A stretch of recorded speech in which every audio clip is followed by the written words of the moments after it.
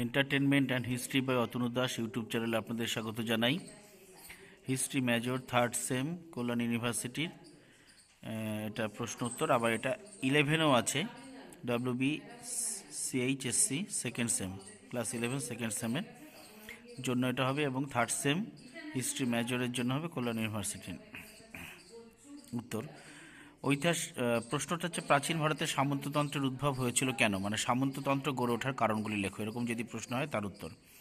ঐতিহাসিক রামশরণ শর্মা 300 থেকে 600 খ্রিস্টাব্দকে প্রাচীন ভারতের সামন্ততন্ত্রের উন্মেষকাল, 600 থেকে 900 খ্রিস্টাব্দকে বিকাশকাল, 900 থেকে 1200 খ্রিস্টাব্দকে চূড়ান্ত বিকাশ ও অবক্ষয়ের কাল বলে চিহ্নিত করেছেন।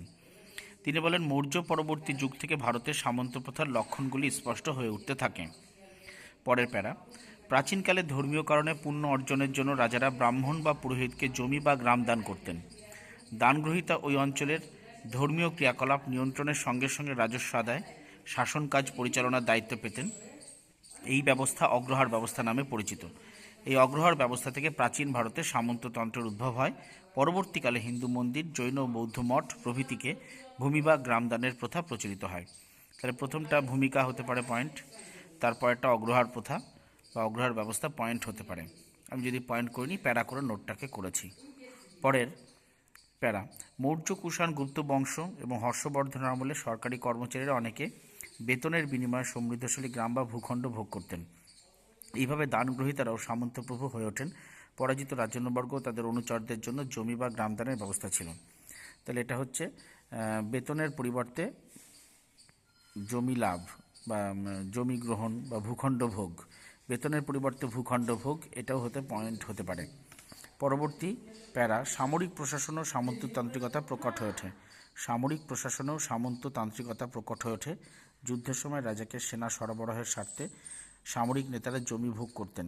এই সামরিক নেতারা সামন্ত হয়ে উঠেছিলেন। রাষ্ট্রকূট রাজাদের এইরকম প্রচুর শিলালেখ পাওয়া যায়। সামরিক প্রয়োজন বৃদ্ধি পাওয়া একাদশ শতাব্দীতে এই ধরনের ভূমিদান প্রচুর বৃদ্ধি পায়। তাহলে সামরিক প্রয়োজনে ভূমিদান পয়েন্ট হতে পারে। সামরিক প্রয়োজনে ভূমিদান পয়েন্ট হতে পারে। প্যারা করে যদি আমি করছি, পয়েন্টগুলো বলে দিচ্ছি। পরের প্যারা, এছাড়া স্থানীয় প্রধান বিভিন্ন উপজাতি ও গোষ্ঠী নায়করা নির্দিষ্ট ভূখণ্ড ভোগ করতেন। এইসব শাসক ও ভূস্বামীদের পদ এবং ভূমির উপর তাদের অধিকার বংশানুক্রমিক হয়ে পড়ে। নিজ নিজ এলাকায় তারা শান্তি শৃঙ্খলা রক্ষা, বিচার কার্য পরিচালনা, এমনকি কর আদায় করতেন, এমনকি খনির উপরও কর্তৃত্ব করতেন। এইভাবে দেশে এক সামন্ততান্ত্রিক সমাজ ব্যবস্থা গড়ে ওঠে, যেখানে সমাজের প্রধানরা ভূমিতে কোনো কায়িক শ্রম না করে ভূমি থেকেই জীবিকা নির্বাহ করতেন। তাহলে এটা হচ্ছে কি, এটা হচ্ছে স্থানীয় প্রধান বিভিন্ন উপজাতি ও গোষ্ঠী নায়করা নির্দিষ্ট ভূখণ্ড ভোগ করতেন। এইসব শাসক ভূস্বামীদের পদ এবং ভূমির উপর তাদের অধিকার বংশানুক্রমিক হয়ে পড়ে। নিজ নিজ এলাকায় তারা শান্তি শৃঙ্খলা রক্ষা, বিচার কার্য পরিচালনা, কর আদায় করতেন, এমনকি খনির উপরও কর্তৃত্ব করতেন। তাহলে এটা হবে হচ্ছে স্থানীয় প্রধান ও গোষ্ঠী নায়কদের স্থানীয় প্রধান ও গোষ্ঠী নায়কদের কর্তৃত্ব বা ক্ষমতা লাভ বা জমি লাভ, এরকম পয়েন্ট হতে পারে। প্যারা করে নোট লিখলেও হবে।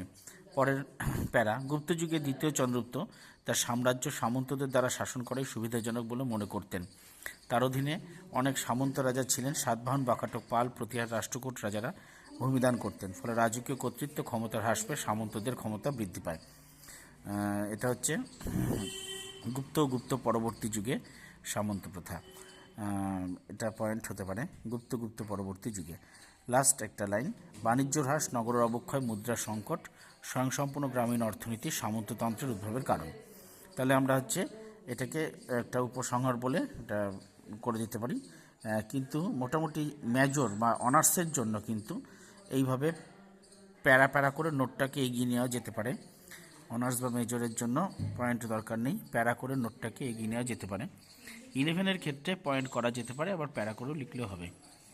নোটটা দেখলে গোছানো নোট আছে, একদম পরপর পয়েন্ট প্যারা করে নোটটা করা আছে, সুন্দর করে গোছানো লেখা আছে। নোটটাকে তোমরা দেখবে এবং লিখে নেবে, যাদের দরকার হবে লিখে নেবে। চ্যানেলটাকে লাইক, সাবস্ক্রাইব, পজিটিভ কমেন্ট এবং শেয়ার করবে।